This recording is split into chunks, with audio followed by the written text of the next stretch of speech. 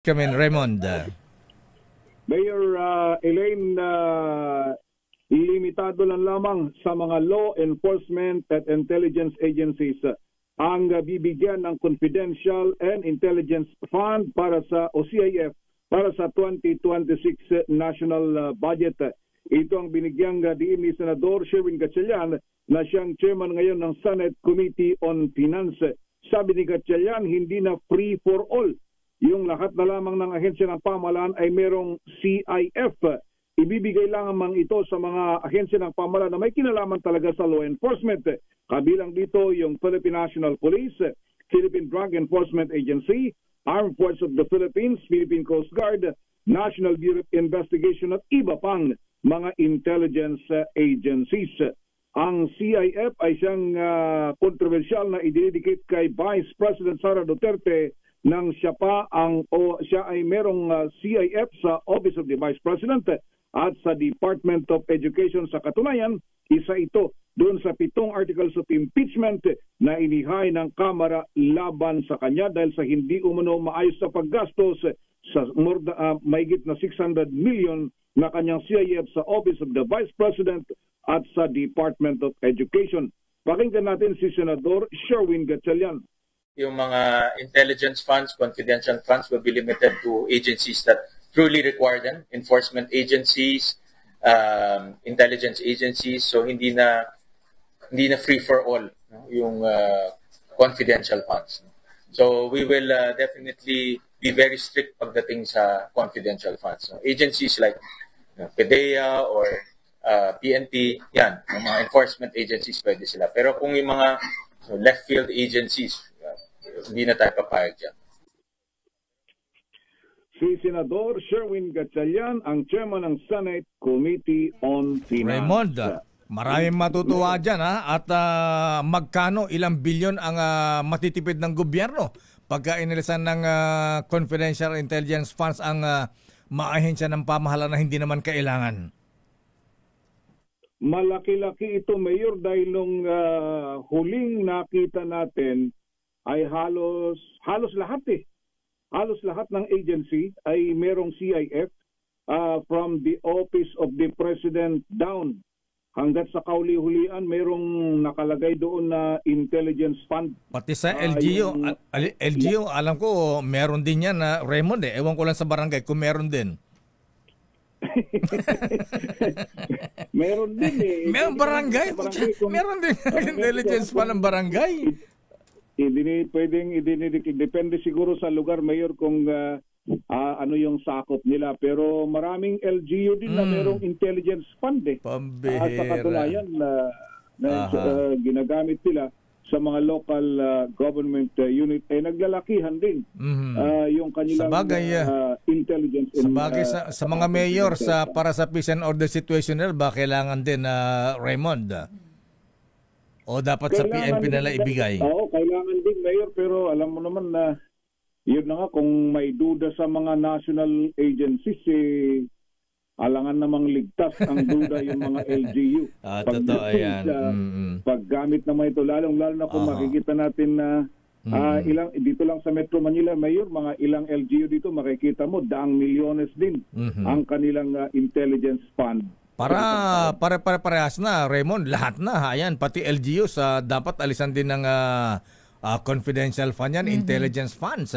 Hayaan natin yung mga law enforcement agencies na bigyan ng intelligence fund. At kung may request ang mga LGUs, mga opisyal na dapat paimbestigahan, edi dumulog sa kanila. Trabaho nila yan.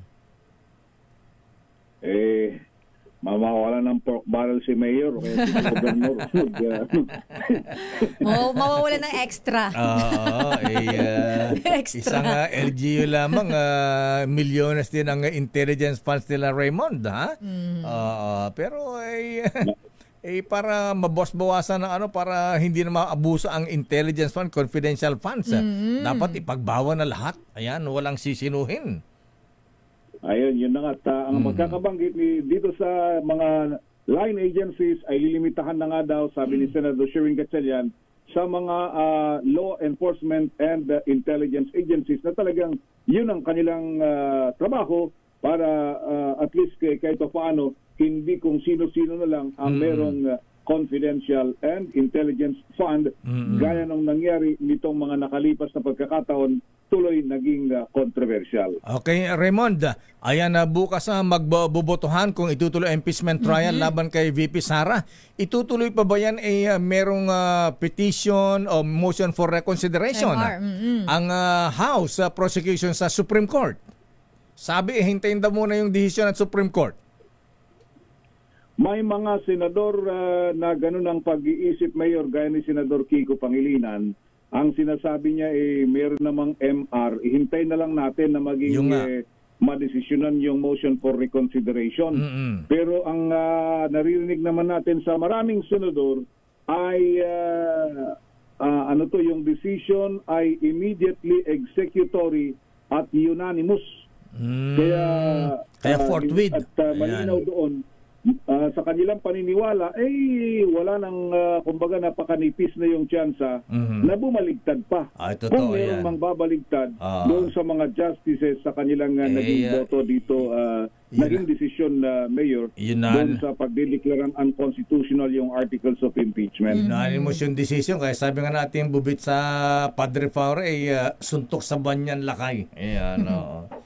Yun na nga yung ang sabi naman ng ilang mga abogado, maaring kung sakaling sumagot pa ang Supreme Court hinggil dyan, ay hindi na babaligtad sa boto, pero magkakaroon lang ng paglilinaw kung ano yung gustong linawin pa nung mga petitioners dito sa impeachment case ni Vice President Sara, Mayor at Elaine. Pagka Justice CJ Alex Jesmundo, ayan pagka MR ba, may mga nag-cover ka ba sa Jukra, Raymond? Meron bang oral argument dyan? Yusek Jomar Canlas. Boy G, ayan. Kasi pagka MR, ano ba yung... Pagka MR ba, may mga oral arguments pa ba dyan? Kung merong oral... kung may oral arguments, i-request natin si Justice Carpio at Justice Ascuna. Ang experience namin dyan, Mayor, dahil 3 taon din ako dyan sa... Oo nga pala, nag-cover ka sa Jukra. Yung panahon sa Manila. Kino-question yung citizenship ni The King, FP. Fernando Po Jr. Bago lumabas yung decision, nag-oral argument muna, Mayor. Pero ito, kaya MR na ito sabi nga ni CJ Ray Puno na hindi man lang nagkaroon daw ng oral argument bago sila sumulat ng anumang desisyon. Kaya yun yung kanilang hinihiling na sana bago man lang nagdesisyon ay narinig yung magkakabilang panig at pinakinggan din yung ibang mga interesadong partido hinggil dito sa usapin na ito. Pero ngayon, nauna na yung decision, kumbaga, ay kaya wala na silang magagawa dito sa naging, sumunod, yung sabi ng mga abogado, sumunod sa naging hatol ng Korte Suprema. Ayan, kita mo, mga Chief Justices na mga ito, mga Associate Justices sa Supreme Court, magkakaiba ang opinion. Ayan, so anyway, kaya nagugulo rin di mas lalo yung mga abogado, ayan, mga political analyst bigla. Magkakaiba sila ng stand, magkakaiba sila ng pinagbabasihang mga according sa ganito, sa ganyan. Sige, abangan na lang natin yan. Pero abangan din namin ang decision ng Senate bukas, Raymond. Magbobotahan ba o hindi? Mukhang yun ang kanilang napag-usapan na Mayor, pero yun ang kumbaga kasi para sa kanila yung usapan dito yung natin naririnig. Kumbaga gusto nilang magkaroon ng closure. Isara nila yung chapter na yon na talagang kasi nga sabi na ng Korte Suprema, wala naman silang jurisdiction doon dahil sa simula pa lang ay unconstitutional yung articles of impeachment. So ang gusto nila ng Senate leadership, isara yung chapter na ito at yun ang kanilang gagawin bukas. Magbobotohan sila, Mayor, hinggil dyan sa naging desisyon na yan ng Korte Suprema. Okay nga, Rod. Maraming salamat, Raymond. Mula sa Senado na kahapon ay sunod-sunod na mga privilege speeches ang ginawa kay Senator Jingo Estrada tungkol doon sa bumagsak na tulay dyan sa Kabagan, Isabela. Then si Senator Erwin Tulfo yung nakagugulat daw na tindi ng pagbaha sa Puerto Princesa, Palawan na idinulog sa kanya na dahil tinayuan na ng mga commercial building at saka mga malalaking bahay yung mga waterways, pinayagan ng pamahalaan doon.